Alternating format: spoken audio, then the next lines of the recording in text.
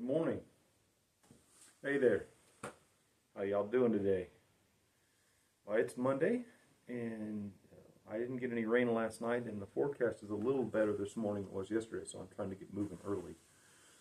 But I thought I'd also try to capture my morning routine, just for the heck of it. See, I've collected water already and went to the privy.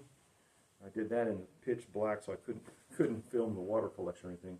The pipe was flowing really well. I got 3 liters of water in like 30 seconds. It was really good. Now I'm going to filter that water and make breakfast, and I'm going to pack up my kit. Then I'm going to eat breakfast.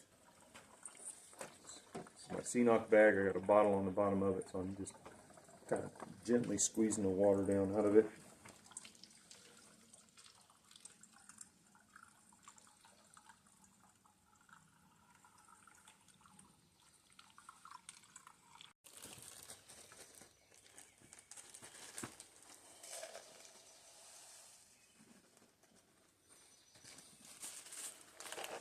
Breakfast this morning is my usual oatmeal with some trail mix in it.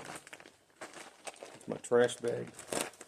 I keep trash in one of these smelly proof bags because the residual smell in the packaging from stuff is as strong as anything else, and the way to not have to interact with bears is to not have stuff that smells like food out where they can easily figure that out.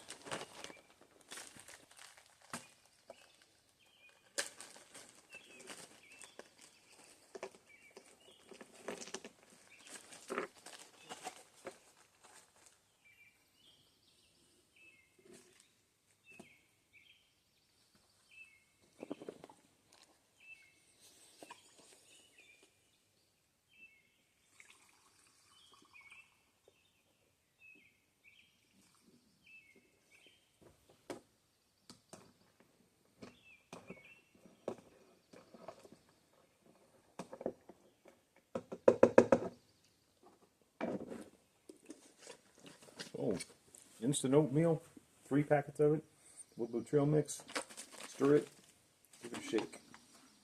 That's part 1 of breakfast. It'll take 10 or 15 minutes to get fully rehydrated.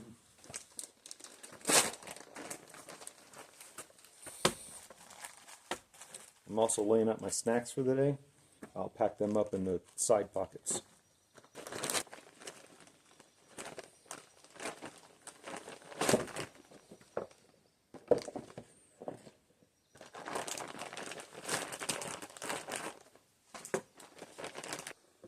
The second part of my breakfast is a coffee protein mix. Just something I learned about off the mother of a long distance hiker, former thru hiker.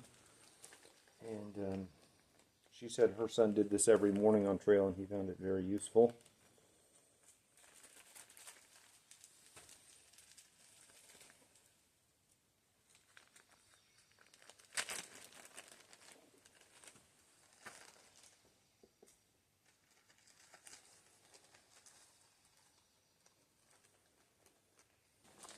So my morning coffee drink is 2 helpings of Starbucks instant coffee and a couple of tablespoons of a collagen mix and a protein mix. It's not real high in calories, but it's really high in protein.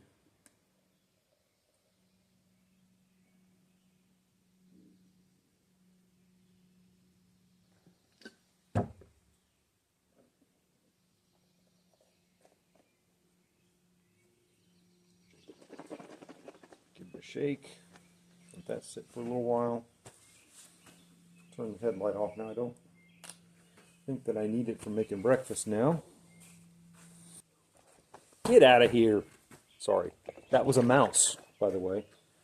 A regular challenge at camp is when you start making breakfast in the morning, if you're not paying attention, you will find mice coming to steal your breakfast food.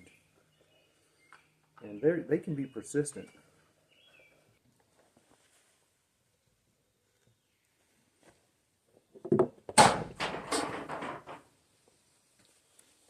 That little thumping sound you just heard is some kind of a nut tree overhead. I don't know if they're walnuts or buckeyes or what, but it's been dropping nuts on the roof of the shelter all night long.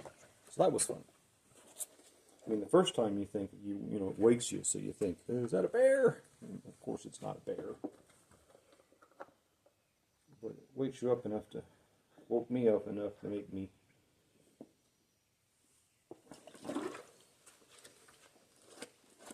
grab the little air horn I have in case I needed to scare off a bear before I realized it wasn't. But, can you hear that?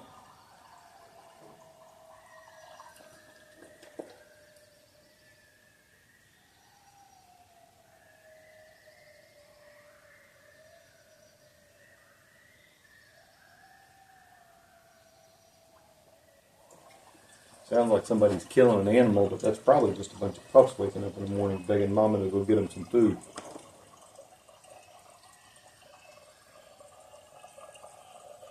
Might not, might be a skirmish.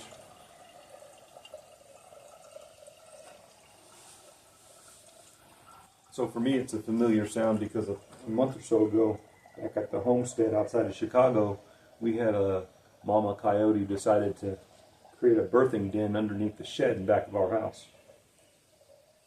And we heard this awful noise like that. Sounded like somebody was torturing an animal or something for a couple of nights. And then about 3 weeks later, or 4, I looked out by my shed and saw the cutest little puppies. Looked like little miniature German shepherds, only lighter brown.